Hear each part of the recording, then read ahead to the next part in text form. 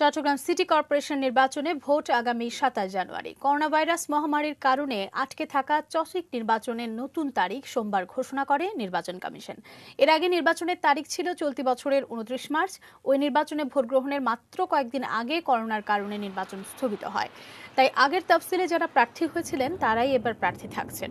নতুন করে আর মনোনয়নপত্র দাখিল করতে হবে না, তবে প্রার্থীর মৃত্যুর কারণে ৩০, ৩৭ ও ৪০ নম্বর সাধারণ ওয়ার্ড এবং ৬ নম্বর সংরক্ষিত ওয়ার্ডে নতুন তফসিল ঘোষণা হয়েছে।